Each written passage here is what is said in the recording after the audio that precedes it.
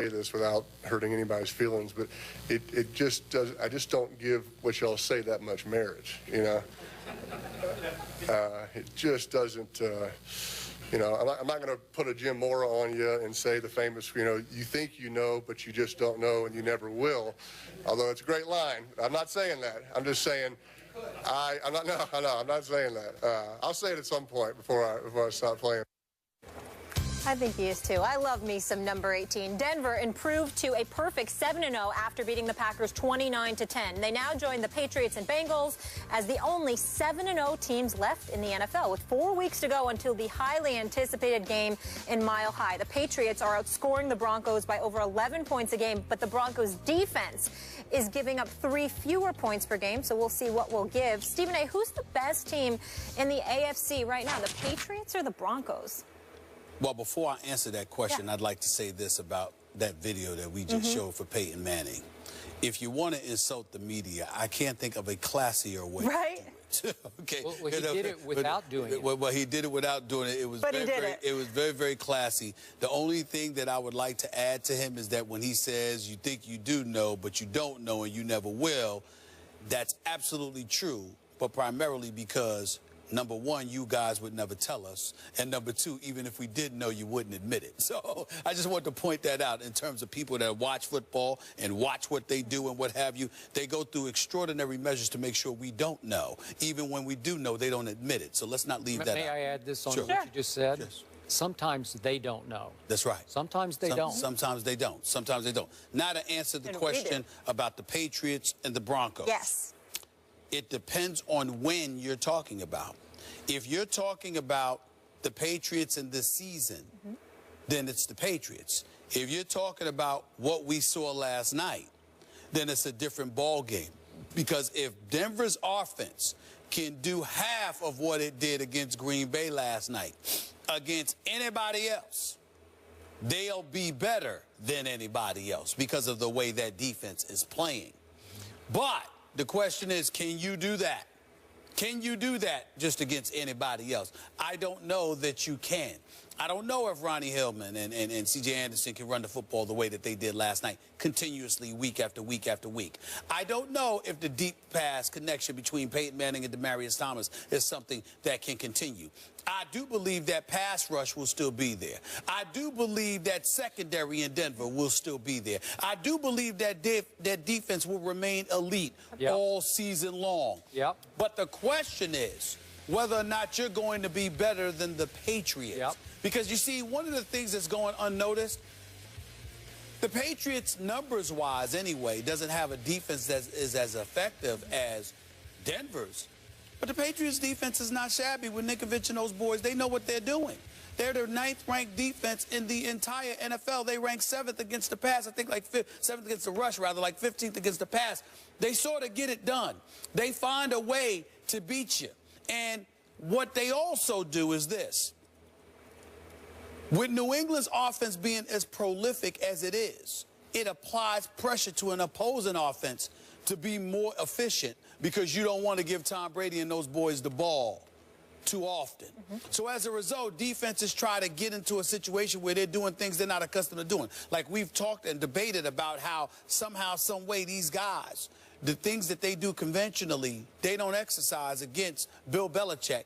And we wonder why. Well, here's the reason why. They're trying anything against Bill Belichick because you don't want to go up against Tom Brady in that offense as much as you normally would have to. So you're doing anything that you can to try and put up as many points on the board as you possibly can because you know Tom Brady and them are going to get their shot. In the end, I would give New England a slight edge because what we saw from Denver, we just saw last night. What we've been seeing from New England, we've been seeing all season long.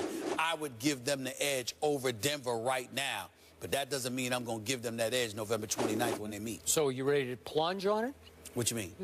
You're ready to go out on that limb and say that Denver will win. Well, we talked about. I know. I don't know said why it. I don't know why you keep asking. But then I heard you on SportsCenter yesterday, and you were kind of vacillating. Well, they didn't ask me about that. They didn't ask me about the Patriots compared to the Broncos. But you were talking about a different subject. Well, I was defending them because a lot of people sit there and lambaste them. I try to be fair. You understand? I try to be fair. I don't get emotional like you. I try to be fair. And I'm just saying, I try to have convictions. You try to have convictions even when your opinion should be convicted. You still try to have conviction. All I'm trying to say to you is, well, it depends on which one we're talking about here. I'm just saying to you that the New England Patriots right now have shown a level of continuity via Tom Brady than the Broncos have via Peyton Manning. Peyton Manning still has 11 interceptions and just 7 touchdowns. Peyton Manning's only completing 62% of his passes. Peyton Manning hasn't been the Peyton Manning of old for a myriad of reasons, and we understand that. But we also know that prior to last night, what we were seeing from Denver's offense wasn't going to be enough to beat New England.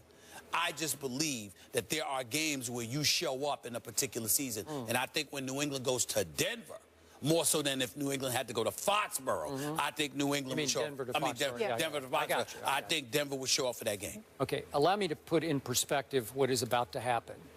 Last night, we saw Green Bay's offensive line have a lot of trouble. Yes. They gave Aaron a little time here and there, but a lot of times they just caved on both sides. But I'm here to tell you that Green Bay's offensive line is 20 times more experienced than New England's offensive line is. That makeshift, inexperienced with the rookie free agent center for New England. Green Bay's offensive line, I would give a much higher grade overall than New England's. I think Green Bay's defense is, despite what you saw last night, it's still a little better than New England's defense. I think it is. Now, again, they lost a couple of corners last night. They lost a little depth at corner. Sam Shields out.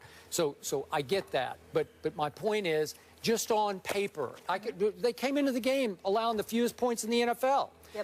And yet, I'm ready to plunge. November 29th, that's a Sunday night, if memory serves, at Mile High. I say that Tom Brady will beat the Denver Broncos because Tom Brady, I'm here to tell you again, is playing at the highest level any quarterback in the history of this game has ever played at, starting with last year's Super Bowl all the way through last Thursday night's Miami devastation. Tom Brady, as I keep pointing out, is on a mission to deflate every opponent, to get even with Roger Goodell by getting even with the National Football League. He is trying to flatten every opponent, to devastate, annihilate, to leave them on the canvas groping for a clue of how to get back up off the canvas. And we saw what he did to Buffalo at Buffalo early. They still haven't quite gotten back up off the canvas. We saw what he did to the Jets 2 weeks ago, right? And what did the Jets do at the Raiders? We're going to talk about it here in just a little bit. They just couldn't get up off the canvas yet because Brady annihilated their psyches because they couldn't stop him. Both those teams thought they had a really good defense going into the Brady game, and then they're saying, we're not all that because he exposed us and picked us to pieces. And I'm not saying he will pick Denver's defense to pieces, not in a place that Tom Brady has not played all that well, except for one game against Tim Tebow when Psycho Tom came out and they destroyed Tim Tebow's Broncos. Remember that one? That wasn't hard. Who could forget? It wasn't that hard. But all right. So my point is, because Brady is on such a mission, I believe he will inspire his team to beat Peyton's team on that night. They're just playing at such a high level. They make plays, and when he starts making plays, the defense starts responding to him. So loved what I saw last night. I can't make any case on paper for Brady winning on November 29th after what we saw happen to Green Bay's very experienced offensive line. But watch what happens. I think this team is on a 16-0 mission that very well could lead to 19-0. I just think you're looking at last night at Denver, and I think that, you know, you make a case for Green Bay in their defense to elevate Denver's offense, and I'm just of the mindset, look, prior to last night's game against Denver, they played San Francisco, St. Louis, and San Diego.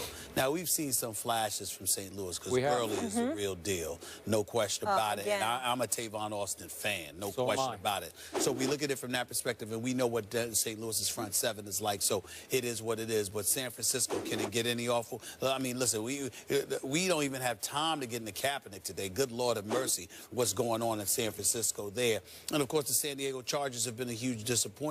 But this Green Bay Packers defense does rank 7th overall, but it does rank 17th against the pass. It does rank 26th against the rush. It is 23rd in yards allowed. Yeah, when you say 7th overall, you're talking about yards allowed. That's not right. Points allowed.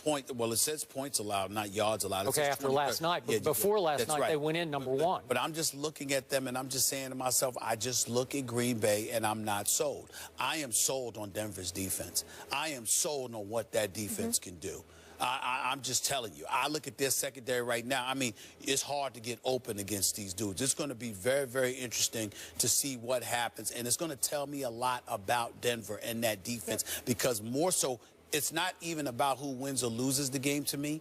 It's how I see Denver's defense look against Tom Brady. That's going to tell me a lot about how legitimate their title aspirations are, because there is no question in anybody's mind that if you want to get to the Super Bowl out of the AFC, you are going to have to go through Tom Brady and the New England Patriots to get there. So that defense, to me, it's going to tell me something about what they're able to do against New England. I will give you this.